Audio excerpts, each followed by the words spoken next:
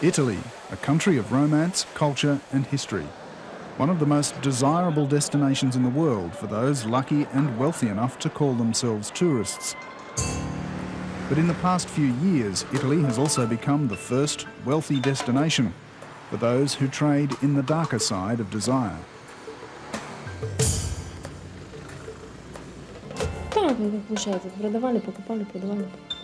We were sold and bought, sold and bought. Of course, we were told in Albania that there is no use for you to go to the police because they will only sell you again. And in Albania, I was bought by the man who brought me here. There are laws that clearly prohibit slavery, but in fact, they are slaves, and there isn't anyone who'll tell you they're not, because really, they live the life of a slave.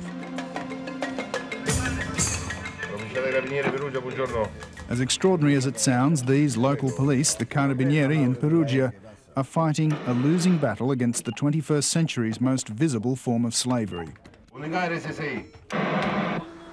The vast majority of these foreign prostitutes are not here willingly as economic migrants. They've been forced through fear of reprisal to themselves or their families to work the street. This is their nightmare world of mafia, pimps and fear.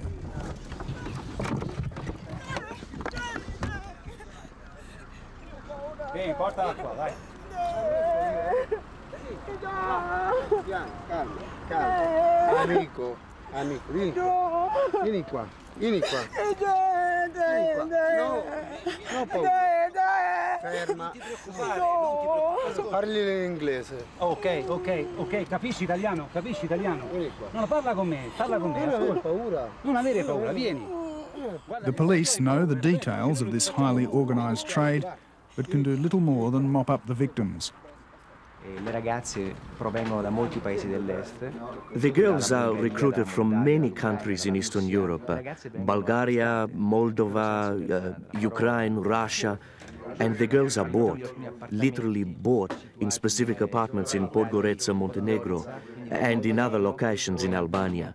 Then they come to Italy in the inflatable boats or in other ways, and they are introduced into the prostitution rings, both on public roads or in the nightclubs.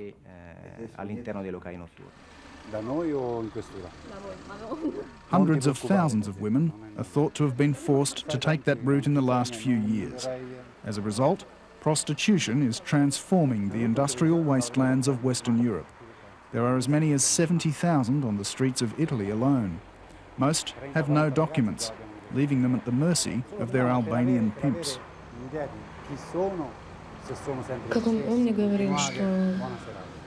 He told me that if I run away or find an Italian boyfriend, he knows my address. He'd find me in Moldova and kill my whole family, myself included. No, carabinieri.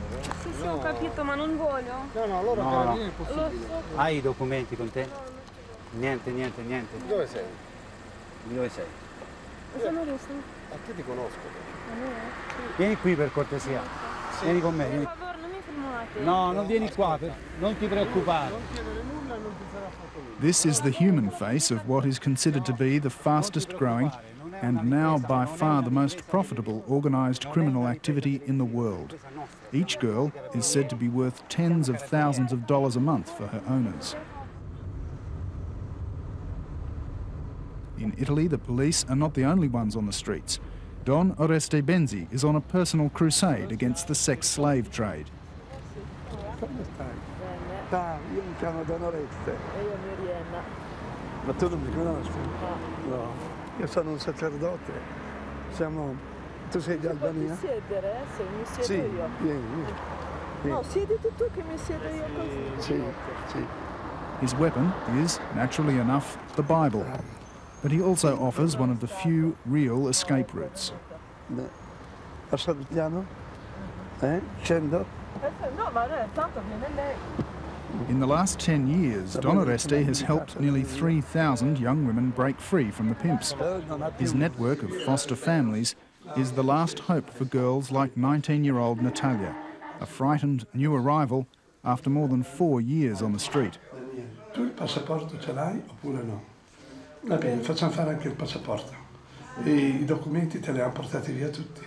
Non ce li avevi? Mai? No. Tu sei venuta dalla Bulgaria in Macedonia? In Grecia. In Grecia, ecco, in Grecia. Quanti anni avevi allora? 14 mesi. 14 e mezzo. E in Grecia quanto sei stata? Quasi 2 anni. Quasi 2 anni. Quasi. Non so. Però ti obbligavano a fare quel lavoro dentro, non sulla strada. No, sulla strada non si può fare. Nei night allora? Sì. Sì. Poi dopo sei andata a finire in Albania? Sì. Don Oreste's church is the streets. During the day, the 75-year-old priest raises money, pushing 200 kilometres an hour from one meeting of disciples to the next, hoping to spur the state and galvanise the faithful.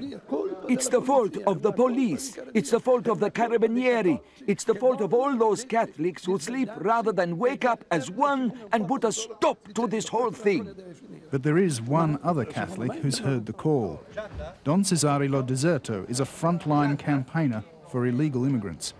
His refugee centre on the southern coast of Italy takes in anyone who washes up. Casa Regina Pacis is just 44 nautical miles from Albania.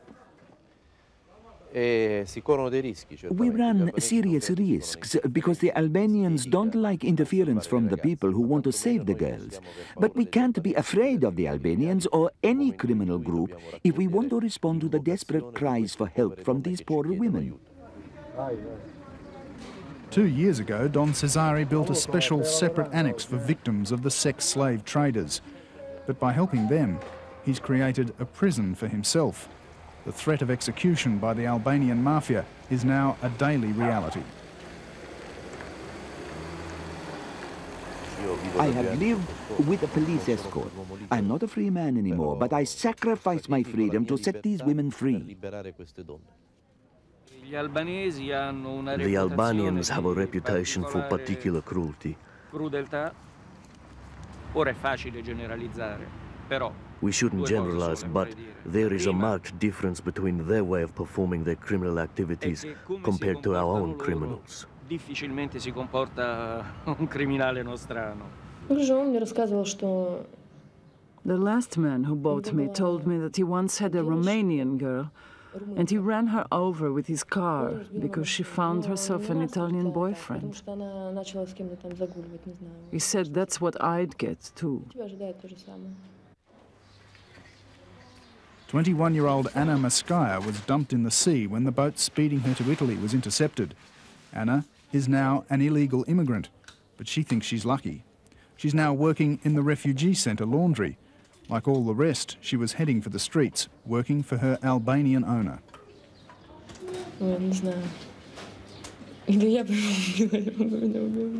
Either I would have killed him or he would have killed me. He was such a nasty person. I don't think I would have stayed with him. I would have found a solution.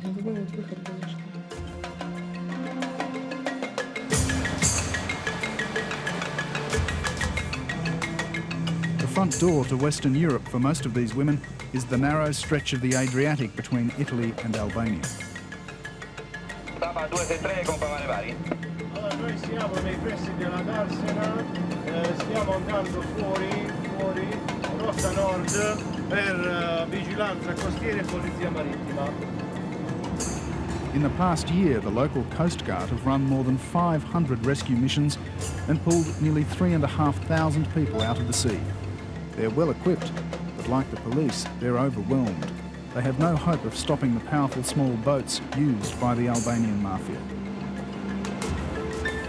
They don't want to land with this small craft, and about 110-20 meters from the coast, put away people and go back at full speed. And sometimes these people drown, do they? Sometimes these people are not able to swim, and so we have problems. This stretch of water between Italy and Albania has become one of the busiest gateways in the global trade in sex slaves. Tens of thousands of women are transported across here every year against their will. For many of them, Albania is just a transit point. But in Albania itself, the disappearance of thousands of young women has become one of the least discussed and least understood of the Balkans' atrocities.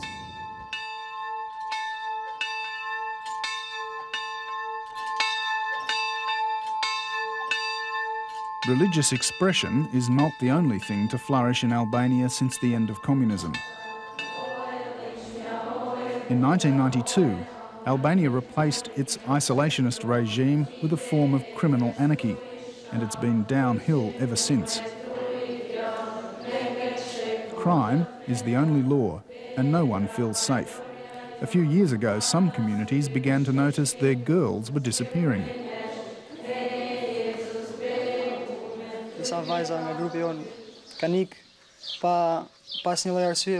In our area, we have many girls, but some of them have left without saying anything to anybody. When the girls left, we didn't have any protection from the government, and the police don't help us. We don't have any protection from the police. We don't feel very safe.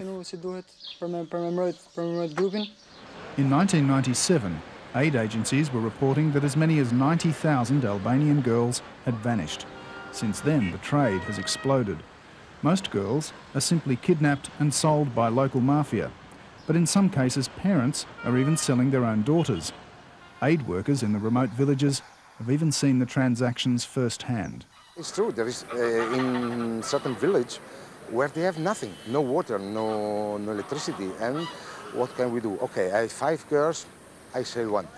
But I'm sure they don't understand what they are doing. I know a family, and I was there when they sailed this girl, and I asked what's happened, but even there, so I see with my eyes, and they say, no, it's not true, she's going in Italy for study.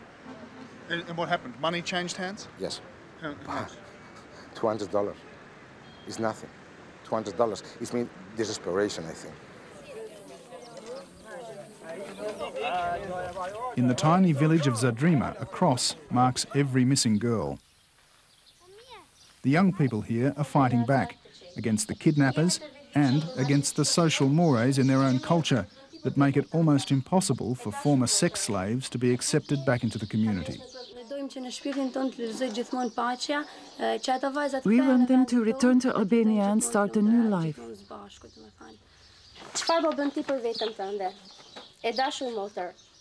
My lovely sister, every day we are hearing about you outside the country. We are worried.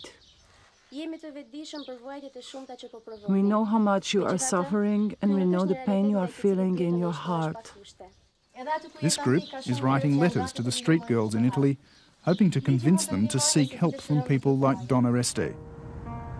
But apart from these local initiatives, nothing is being done to free these women from their sexual bondage. Without a European political will, nobody can do anything. Because the problem starts here, but it's a problem that you can see in Brussels, Paris, Rome, London, because these girls, where are they going? They are going in Europe.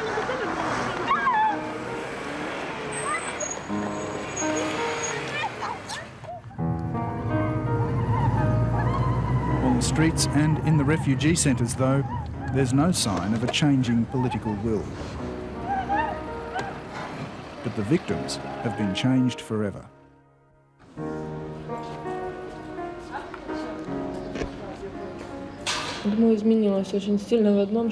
It's affected me strongly. I've stopped trusting certain people. Maybe not all the people, but I keep my distance now. Прежде чем довериться. Before I trust anyone, I think a lot.